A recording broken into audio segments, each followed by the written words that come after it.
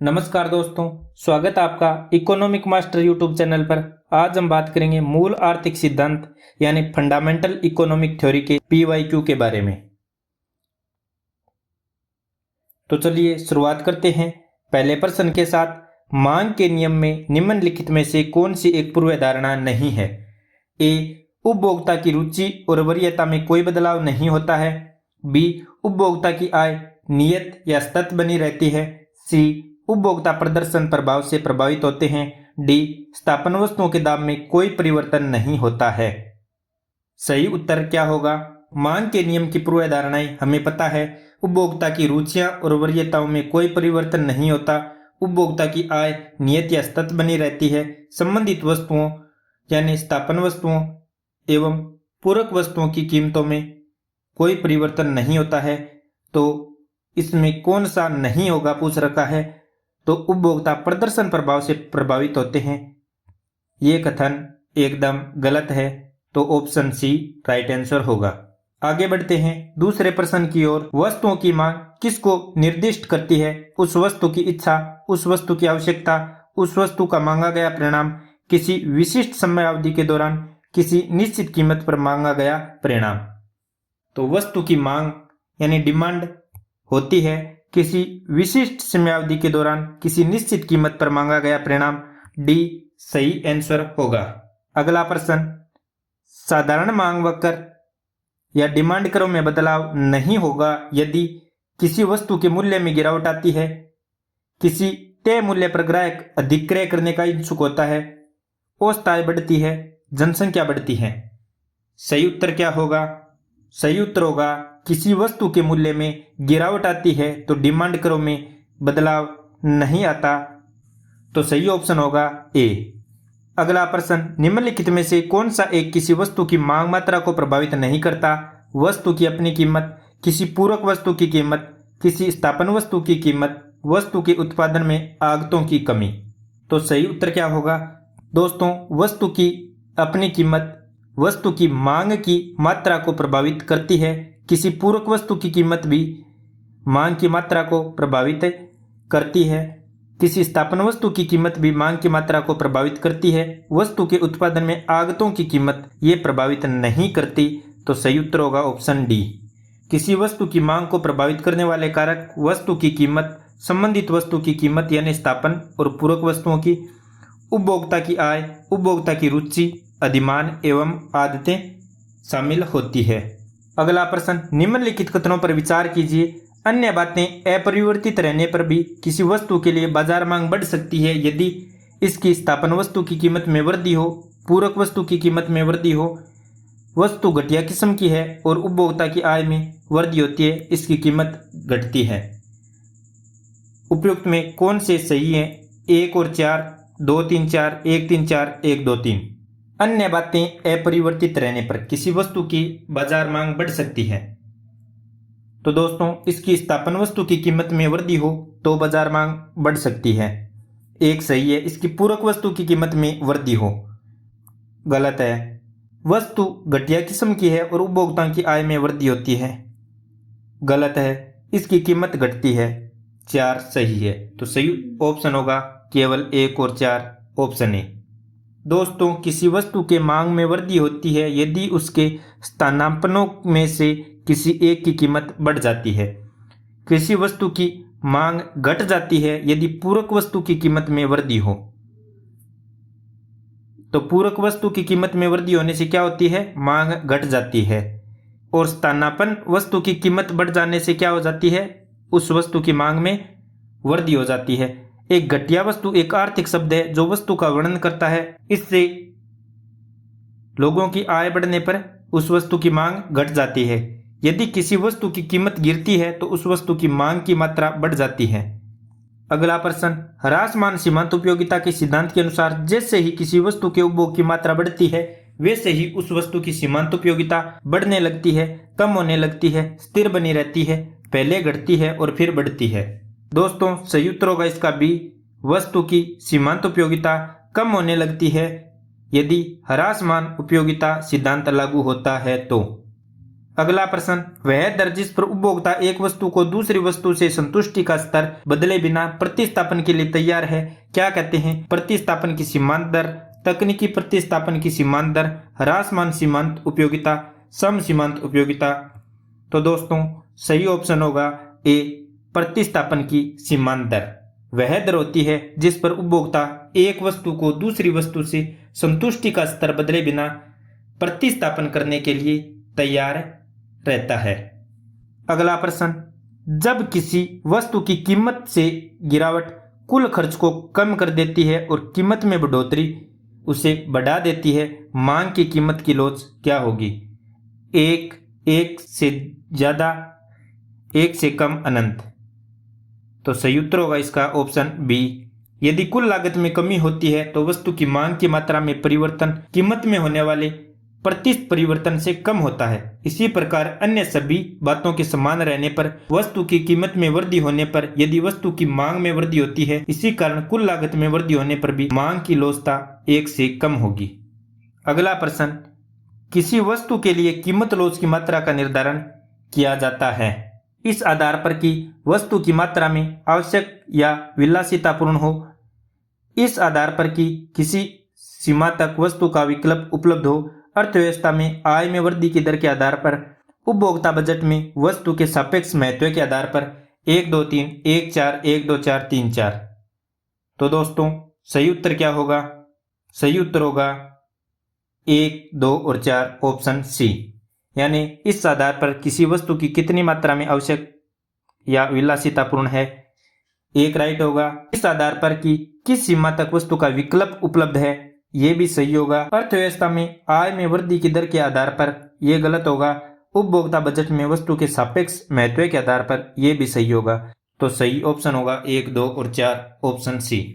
अगला प्रश्न, जब कुल उत्पाद स्थिर होता है तो सीमांत उत्पादकता क्या होगी? ए 0, बी ऋणात्मक, सी धनात्मक, डी स्थिर। तो दोस्तों सही उत्तर होगा ऑप्शन ए 0। जब कुल उत्पादकता स्थिर हो तो सीमांत उत्पादकता 0 होगी, क्योंकि ऐसी स्थिति में कुल उत्पाद अपने सर्वोच्च स्तर पर पहुंच जाता है। अगला प्रश्न, निम्नलिखित में से कौन निगमीय सामाजिक उत्तरदायित्व के आयाम का एक उदाहरण है? शारीरिक, राजनीतिक, पर्यावरणीय, परोपकारी, यानी कॉरपोरेट सोशल रिस्पॉन्सिबिलिटी कौन सी है इसमें? दोस्तों इसमें सही उत्तर होगा ऑप्शन डी, परोपकारी। कॉरपोरेट सोशल रिस्पॉन्सिबिलिटी के संबंध में ए बी कैरोल ने 4 आयामों का सुझाव दिया: आर्थिक उत्तरदायित्व, विविध उत्तरदायित्व, नैतिक उत्तरदायित्व, परोपकारी उत्तरदायित्व। अगला प्रश्न, ह्रासमान प्रतिलाभ के नियम के अनुसार किसी उत्पादन फलन में जब अधिकाधिक रूप में परिवर्ती कारक की इकाइयां प्रयुक्त की जाती हैं जबकि एक नियत कारक की मात्राओं को स्थिर रखा जाए तो एक ऐसा बिंदु आता है जिसके परे ए सीमांत संप्राप्ति कम हो जाएंगी, बी औसत संप्राप्ति कम हो जाएंगी, सी सीमांत उत्पादन कम हो जाएगा, डी सीमांत उत्पाद बढ़ जाएगा। तो दोस्तों इस स्थिति में सीमांत उत्पाद कम हो जाएगा, ऑप्शन सी राइट आंसर होगा। अगला प्रश्न, निम्नलिखित में कौन सी एक किसी विनिर्माण व्यवसाय प्रतिष्ठान की अल्पावधि में नियत रहता है? भवनों पर बीमा, कामगारों को समयोपरि भुगतान, ऊर्जा की लागत, कच्चे माल की लागत। तो दोस्तों इसमें सही ऑप्शन होगा ऑप्शन ए, भवनों पर बीमा। अगला प्रश्न, सर्वप्रथम सीमांत व्यक्ति की संकल्पना किसने प्रतिपादित की थी? यानी मार्जिनल मैन की संकल्पना किसने सबसे पहले प्रतिपादित की? Robert E Park, Robert Redfield, Louis Wirth, Louis डुमाफ्ट। तो दोस्तों सही उत्तर होगा option A, Robert E Park. अगला प्रश्न, उत्पादन के कारक की मांग को व्युत्पन्न मांग कहा जाता है क्योंकि यह किसी उद्यम की लाभप्रदता का फलन है, यह पूरक कारकों की पूर्ति पर निर्भर है, यह अंतिम उत्पाद की मांग से उत्पन्न होता है, यह आवश्यकताओं के सापेक्ष साधनों के दुर्लभ होने से उत्पन्न होता है। उपयुक्त कारणों में से कौन सा एक सही है? केवल 1, केवल 3, केवल 2 और 3, 1 2 3 और 4। दोस्तों इसमें सही उत्तर होगा उत्पादन के कारकों की मांग को व्युत्पन्न मांग कहा जाता है। क्यों कहा जाता है? यह किसी उद्यम की लाभप्रदता का फलन है। ऑप्शन ए गलत है एकदम। 2 नंबर, यह पूरक कारकों की पूर्ति पर निर्भर है। सही है, तो सही ऑप्शन होगा ऑप्शन सी। 2 और 3, यह अंतिम उत्पाद की मांग से उत्पन्न होता है, यह भी सही है। अगला प्रश्न, उत्पादन संभावना वक्र के बारे में निम्नलिखित में से कौन सा कथन सही नहीं है? उत्पादन संभावना वक्र यानी फ्रंटियर के बारे में। ऑप्शन ए, संसाधन सीमित होने के कारण उत्पादन संभावना वक्र दाईं दिशा में नीचे की ओर झुका हुआ होता है। बी, उपलब्ध संसाधनों और प्रौद्योगिकी के लिए विभिन्न वस्तुओं और सेवाओं के अलग अलग संयोजन को उत्पादन संभावना वक्र द्वारा दर्शाया जाता है। सी, विद्यमान प्रौद्योगिकी और संसाधनों के अंतर्गत उत्पादन संभावना वक्र पर या उसके भीतर कोई भी बिंदु प्राप्य है। डी, उत्पादन संभावना वक्र पर एक पण्य के उत्पादन को दूसरे पण्य के उत्पादन में परिवर्तित किए बिना बढ़ाया जा सकता है। सही उत्तर क्या होगा? आप वीडियो को थोड़ा बैक करके प्रश्न भी देख सकते हैं। तो दोस्तों सही उत्तर होगा ऑप्शन डी, उत्पादन संभावना वक्र पर एक पण्य के उत्पादन को दूसरे पण्य के उत्पादन में परिवर्तित किए बिना बढ़ाया जा सकता है। अगला प्रश्न, पूर्ति पक्ष अर्थशास्त्र अधिक जोर देता है उत्पादन के दृष्टिकोण पर, विश्व अर्थव्यवस्था के दृष्टिकोण पर, उपभोक्ता के दृष्टिकोण पर, बिचौलियों के दृष्टिकोण पर? तो दोस्तों पूर्ति पक्ष अर्थशास्त्र उत्पादन के दृष्टिकोण पर ज्यादा जोर देता है, तो ऑप्शन ए राइट होगा। अगला प्रश्न, जब कोई वस्तु अथवा उत्पादित कारक उनके मूल्य पर ध्यान दिए बिना मात्रा में पूर्णतः निश्चित होते हैं तो आपूर्ति सप्लाई वक्र होता है। प्रश्न आप आराम से देख लीजिए। ए, क्षैतिज, बी, नीचे की ओर दाईं तरफ झुका हुआ, सी, ऊर्ध्वाधर, डी, ऊपर की ओर दाईं तरफ झुका हुआ। तो दोस्तों सही उत्तर क्या होगा? सही उत्तर होगा ऑप्शन सी, ऊर्ध्वाधर। कीमत और पूर्ति के संयोग बिंदुओं को प्राप्त वक्र एक धनात्मक ढाल वाला वक्र होता है जिसे आपूर्ति वक्र कहते हैं। जब कोई वस्तु अथवा उत्पादित कारक उसके मूल्य पर ध्यान दिए बिना मात्रा में पूर्णतः निश्चित होता है तो आपूर्ति वक्र ऊर्ध्वाधर झुका हुआ होता है। अगला प्रश्न, बाजार एक आर्थिक प्रवृत्ति है जो निम्नलिखित में से किस ओर रुझान पैदा करती है? व्यक्तिवाद की ओर, उपभोक्तावाद की ओर, समष्टिवाद की ओर, पूंजीवाद की ओर? तो दोस्तों सही उत्तर होगा इसका ऑप्शन बी, उपभोक्तावाद की ओर। बाजार उपभोक्तावाद की ओर रुझान पैदा करता है। अगला प्रश्न, सुपर बाजार होता है थोक विक्रय संगठन, फुटकर विक्रय संगठन, उपभोग सहकारी संगठन, उच्च गुणवत्ता एवं बहुमूल्य वस्तुओं के विकास का संगठन? तो दोस्तों सुपर मार्केट होता है रिटेल ऑर्गेनाइजेशन यानी फुटकर विक्रय संगठन। ऑप्शन बी राइट आंसर होगा। अगला प्रश्न, निम्नलिखित में से एकाधिकारी प्रतियोगिता का विशिष्ट उदाहरण कौन सा है? ए, खुदरा सब्जी बाजार, बी, साबुन के लिए बाजार, सी, भारतीय रेलवे, डी, सॉफ्टवेयर इंजीनियरों के लिए श्रम बाजार? तो दोस्तों सही ऑप्शन होगा ऑप्शन बी, साबुन के लिए बाजार। यह ऐसी स्थिति होती है जहां विक्रेताओं की बड़ी संख्या होती है तथा वे विभेदीकृत परंतु निकट स्थापन वस्तुओं का उत्पादन करते हैं, जैसे साबुन अथवा बिस्कुट के बाजार। अगला प्रश्न, क्रेता का बाजार कहलाता है मांग से पूर्ति अधिक होती है, पूर्ति से मांग अधिक होती है, पूर्ति मांग के बराबर होती है, उपयुक्त में से कोई नहीं? तो दोस्तों क्रेता के बाजार में मांग पूर्ति से ज्यादा होती है, तो सही ऑप्शन होगा ए। अगला प्रश्न, किसी मुक्त बाजार अर्थव्यवस्था में कीमत तंत्र का संचालन निम्नलिखित में से किस एक की ओर संकेत करता है? मांग और आपूर्ति के दबावों की अन्योन्य क्रिया, अर्थव्यवस्था में मुद्रास्फीति दर का निर्धारण, अर्थव्यवस्था की उपभोग प्रवृत्ति का निर्धारण, अर्थव्यवस्था के पूर्ण रोजगार निर्गत का निर्धारण? तो दोस्तों मुक्त बाजार अर्थव्यवस्था में कीमत तंत्र का संचालन मांग और आपूर्ति के दबावों की अन्योन्य क्रिया की ओर संकेत करता है। ऑप्शन ए राइट आंसर होगा। अगला प्रश्न, सामान्य कीमत और बाजार कीमत के बीच संबंध कौन सा एक व्यक्त करता है? बाजार कीमत सामान्य कीमत से अधिक है, बाजार कीमत सामान्य कीमत के बराबर है, बाजार कीमत की प्रवृत्ति सामान्य कीमत के बराबर होने की है, बाजार कीमत सामान्य कीमत से कम है? तो दोस्तों सामान्य कीमत और बाजार कीमत के बीच संबंध बाजार कीमत की प्रवृत्ति सामान्य कीमत के बराबर होने की है व्यक्त करता है, तो ऑप्शन सी राइट आंसर होगा। अगला प्रश्न, निम्नलिखित में से कौन सा एक उच्चतम कीमत का एक उदाहरण है?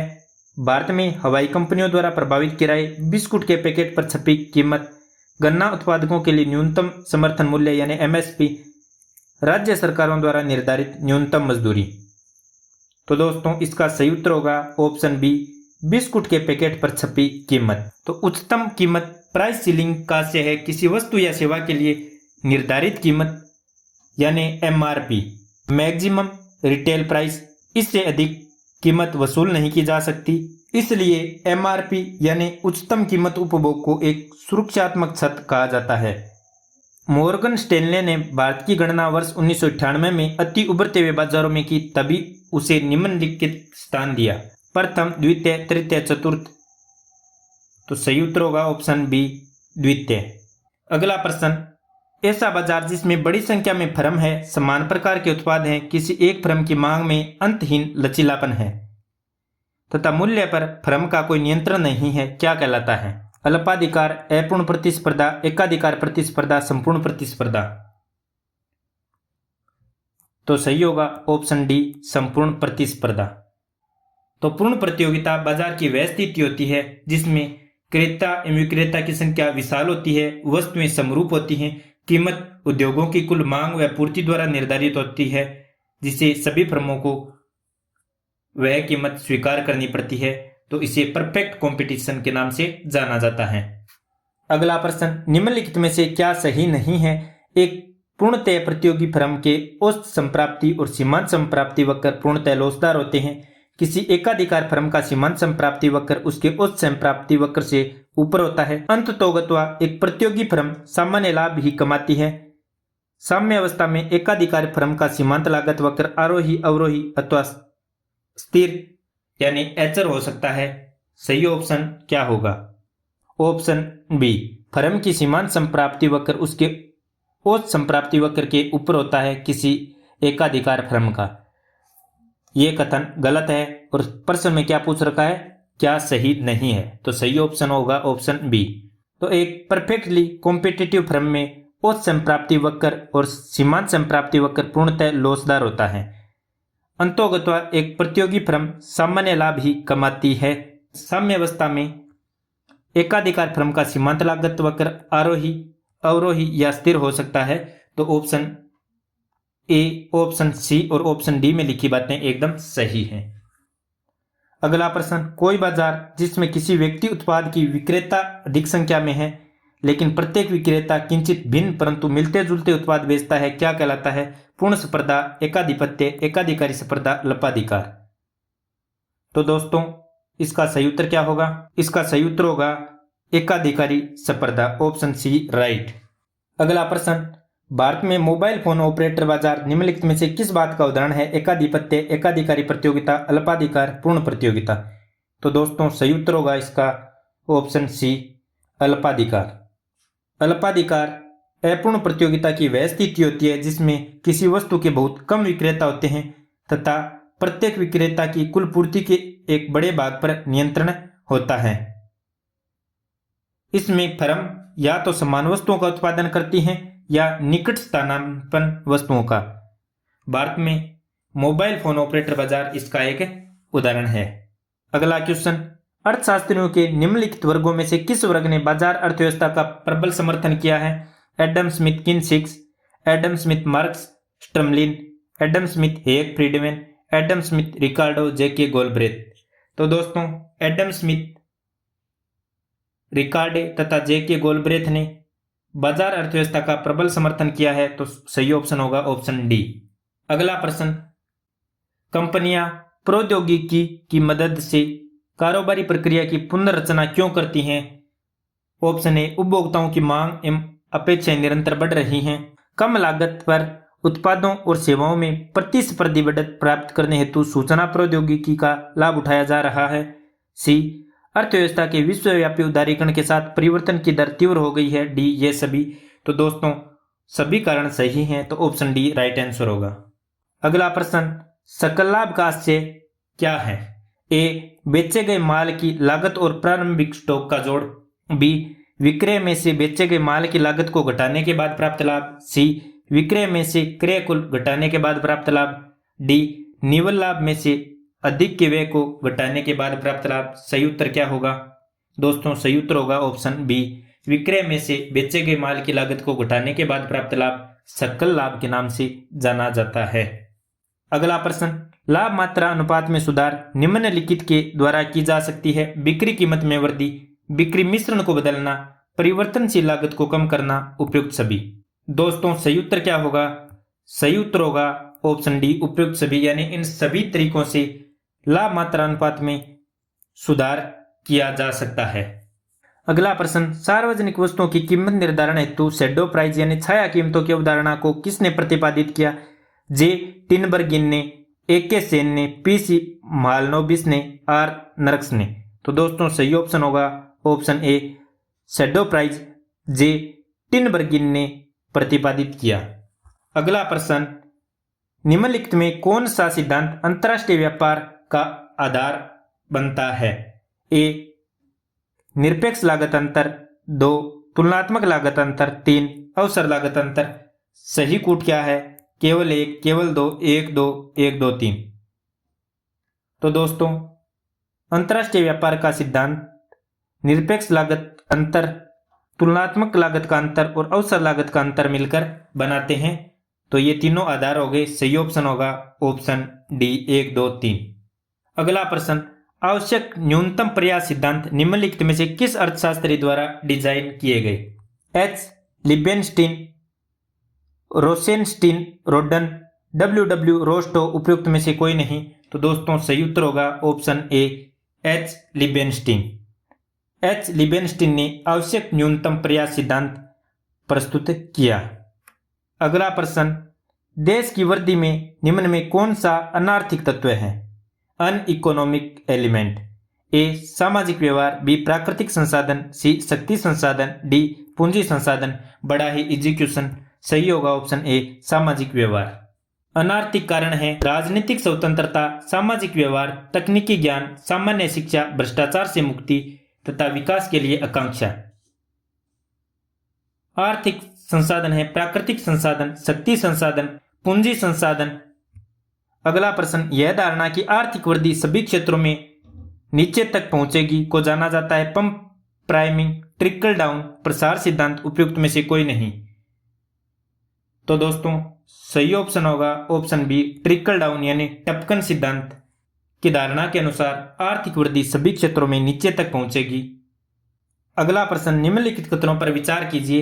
एक, क्रय शक्ति यानी पीपीपी, परचेजिंग पावर पैरिटी, विनिमय दरों की गणना विभिन्न देशों में एक समान वस्तुओं और सेवाओं के मूल्यों की तुलना कर की जाती है।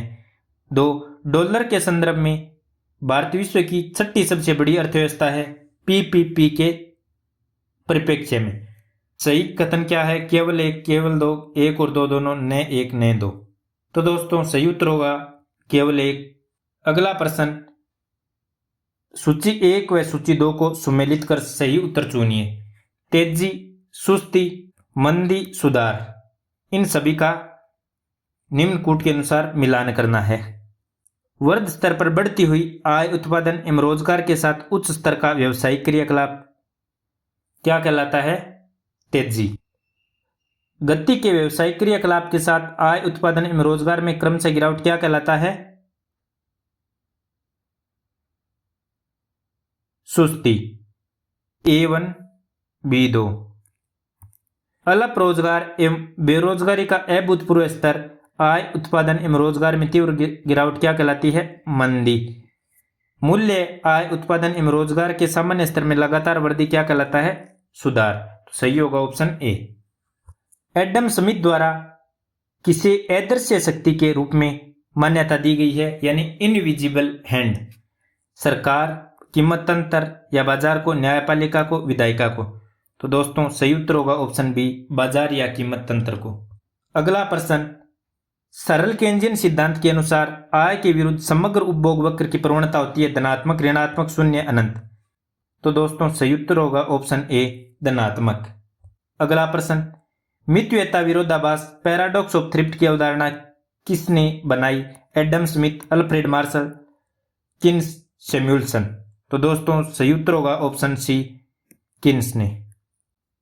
अगला प्रश्न, निम्नलिखित में से कौन सी एक शब्दावली उत्पादन के किसी भी चरण में अपेक्षित आगतों को औजार, मशीनरी, भवन, कच्चा माल, हस्तगत मुद्रा के आधार पर घोषित करती है? स्थायी पूंजी, कार्यशील पूंजी, वस्तुगत पूंजी, मानव पूंजी। दोस्तों सही उत्तर होगा ऑप्शन ए, स्थायी पूंजी। अगला प्रश्न, आय का वितरण मापा जाता है फिलिप्स वक्र से, लॉरेंज वक्र से, मार्शल वक्र से, लाफर वक्र से? तो दोस्तों आय का वितरण यानी डिस्ट्रीब्यूशन ऑफ इनकम मापा जाता है लॉरेंज वक्र से। ऑप्शन बी राइट होगा। अगला प्रश्न, निम्नलिखित में से कौन लॉरेंज वक्र द्वारा मापा जाता है? अशिक्षा, बेरोजगारी, जनसंख्या वृद्धि दर, आय की विषमता? तो सही ऑप्शन होगा ऑप्शन डी, आय की विषमता लॉरेंज वक्र द्वारा मापी जाती है। अगला प्रश्न, सूची 1 व सूची 2 का मिलान कीजिए। लॉरेंज वक्र, फिलिप्स वक्र, एंजल वक्र, लाफर वक्र, इनका संबंध किससे है? मुद्रास्फीति, इन्फ्लेक्शन और बेरोजगार, कर दरें, राजस्व, आय अथवा संपत्ति के वितरण में असमानता, आय और खाद्य पर व्यय का अनुपात। आय और संपत्ति में असमानता कौन सा है? लॉरेंज वक्र। तो A3। दोस्तों फिलिप्स वक्र किसका मापन करता है? मुद्रास्फीति और रोजगार का। तो B1। तो ऑप्शन सी राइट होगा। एंजल वक्र आय और खाद्य पर व्यय के अनुपात को मापता है और लाफर वक्र कर दर एवं कर राजस्व का मापन करता है। अगला प्रश्न, किसी अर्थव्यवस्था में से किस एक के माप को गिन्नी गुणांक अथवा गिन्नी अनुपात को संबंध किया जा सकता है? ए मुद्रास्फीति की दर, बी गरीबी सूचकांक, सी आय असमानता या विषमता, डी व्यक्तिगत आय। तो दोस्तों सही उत्तर होगा ऑप्शन सी, आय असमानता। अगला प्रश्न, निम्नलिखित में से कौन सा उपाय प्रोफेसर अमर्त्य सेन से संबंधित है? मूल आवश्यकता उपागम, सक्षमता उपागम, आय उपागम, कल्याण उपागम, उपयुक्त में से कोई नहीं या एक से अधिक? तो दोस्तों सही उत्तर होगा option D, welfare approach professor Amartya Sen ने दी थी। मूल आर्थिक सिद्धांत के इतने ही PYQ थे। आपको PYQ कैसे लगे? यदि कोई डाउट हो तो नीचे कमेंट में अवश्य बताएं। आगे अगले टॉपिक के PYQ आने वाले हैं, उसका वीडियो अवश्य देखें। तब तक के लिए जय हिंद, जय भारत।